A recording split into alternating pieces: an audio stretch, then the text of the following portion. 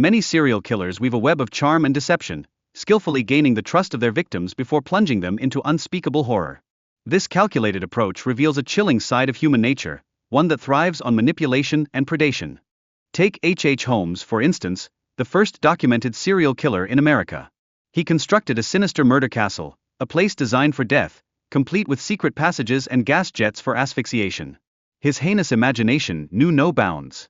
Then there's Dennis Rader, the notorious BTK killer, who claimed to be possessed and lamented a troubled childhood marked by neglect. His life serves as a haunting reminder of how psychological scars can lead to horrific actions. Rader's methodical stalking and brutal murders stand as a testament to his terrifying duality. He taunted law enforcement with chilling letters while maintaining a facade of normalcy in his community. His capture was unexpectedly linked to a simple floppy disk, showcasing the irony of technology in the face of evil. Charles Ray Hatcher's harrowing childhood and early misdeeds laid the groundwork for his brutal acts against the innocent. His eventual confession came only after an unsuspecting man was wrongfully imprisoned, illuminating the tragic consequences of his violent path. Randall Woodfield, a former professional football player, became one of the most prolific serial killers along the Interstate 5 corridor, executing a string of violent crimes.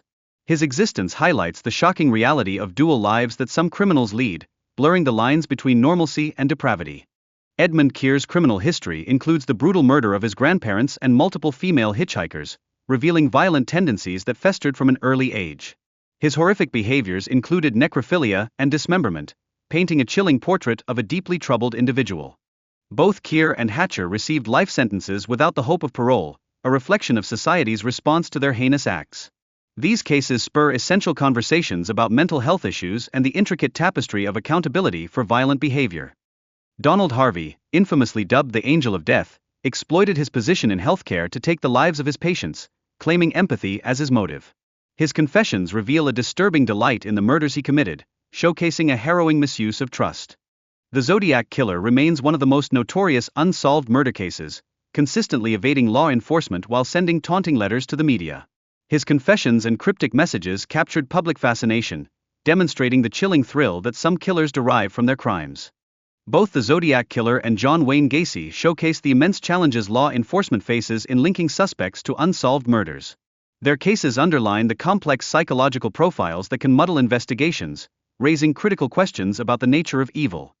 John Wayne Gacy, known as the Killer Clown, led a double life, entertaining children by day while committing horrendous crimes by night. His abusive upbringing likely played a significant role in shaping his violent tendencies, offering a sobering look at the roots of depravity. Jeffrey Dahmer's heinous activities included rape, torture, and murder, with a subsequent descent into dismemberment and cannibalism that shocked the world. His disturbing psychological issues laid the groundwork for his violent outbursts, challenging the boundaries of human understanding. Both Dahmer and Bundy faced severe legal repercussions. Dahmer received multiple life sentences while Bundy met his end through execution. These harrowing cases spark crucial discussions about mental health, the criminal justice system, and the society that allows such horrors to unfold. Ted Bundy, known for his charm and intelligence, used these traits to ensnare his victims.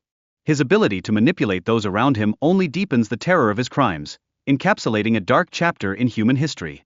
Bundy's cunning tactics included feigning distress to earn the trust of unsuspecting individuals before enacting his brutal attacks. This deceit highlights the psychological strategies employed by serial killers, challenging our perceptions of trust and safety. His notorious escapes from prison, twice, underscore systemic failures in the criminal justice system, raising urgent questions about the security measures in place for dangerous offenders. Bundy's eventual execution marked a controversial conclusion to a chilling narrative of manipulation and murder. His history of abuse and neglect during childhood may have sown the seeds of his psychopathic tendencies, revealing a troubling pattern among many serial killers. By understanding these backgrounds, we unlock vital insights that could prevent future atrocities and foster a safer world for all. It's not easy butchering people. It's hard work.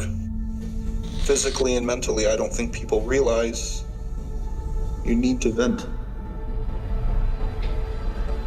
You know, there's a lot more like me. Do you think so? Serial killers don't always come off as scary boogeymen with bloodshot eyes wielding an axe. Most times, they're just regular people with dark, twisted minds who not only kill their victims, but also enjoy torturing them and abusing them before, and sometimes even after killing them. Here are America's most wanted serial killers throughout history. H.H. Holmes. Herman Mudgett, also known as H.H. Holmes, is the first documented serial killer in America. He was born into a wealthy family in 1861 and developed an interest in medicine as a young child. He would trap animals and perform surgeries on them. Some accounts claim he also murdered one of his playmates. In 1886, Mudgett took a job as a pharmacist in Chicago under the name Dr. H.H. Holmes. He built a house called the Murder Castle and started killing people to steal their property. His Murder Castle was a specially designed death dungeon where he committed his crimes. It had secret passages, trapdoors, soundproof rooms, and doors that could be locked from the outside to ensure his victims never escaped. It also had gas jets to asphyxiate them and a kiln to burn the bodies. He would seduce women, get engaged to them, and convince them to put their life savings in his control. He would then kill them and sometimes sell their bodies to local medical schools. Mudgett confessed to 27 murders, but later increased the number to over 130. However, most researchers believe he murdered over 200 people. He was arrested in 1894 in Boston, Massachusetts, and sentenced to death by hanging. He was later hanged in the Philadelphia County Prison. Dennis Rader. I actually think I'm maybe possessed with demons. I was dropped on my head when I was a kid.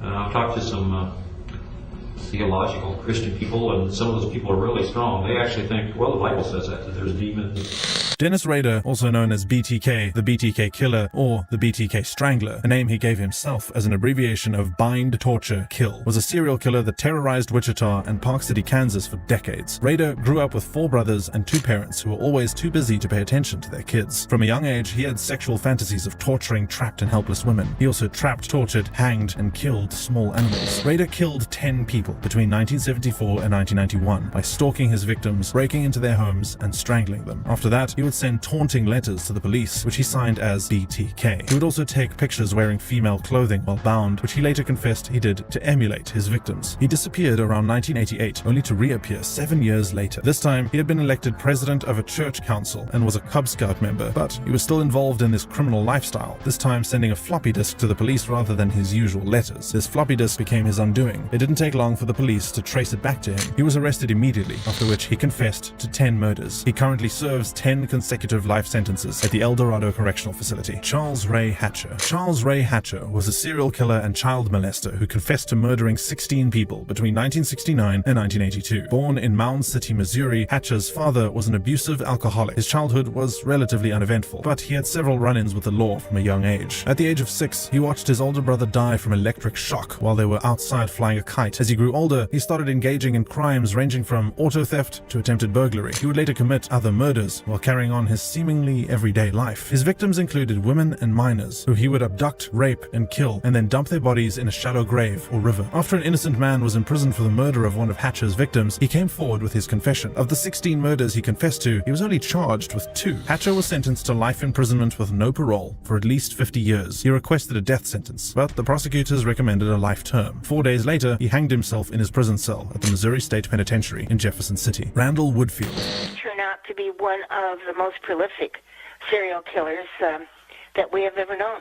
Randall Woodfield, also known as the I-5 Killer or the I-5 Bandit, is a serial killer, rapist, kidnapper, and robber who got his nickname from a series of crimes he committed on the Interstate 5 corridor through Washington, Oregon, and California. Woodfield played football professionally for the Portland State Vikings and later for the Green Bay Packers, but he lost his position on the team due to a series of improper exposure arrests. Woodfield then switched to murdering people. His victims were women whom he would threaten with a knife, assault, and then kill. He never confessed to any crime, and he was only convicted of 1 murder and 1 attempted murder, but police have linked his DNA to at least 44 killings. He was arrested in March 1981 and convicted for the murder of Shari Hull and the attempted murder of Beth Wilmot. He was also convicted of sodomy and improper use of a weapon in a sexual assault case, for which he got 35 years in prison. For his other 2 crimes, he is currently serving a life sentence and a 90-year sentence at the Oregon State Penitentiary. Edmund Kemper.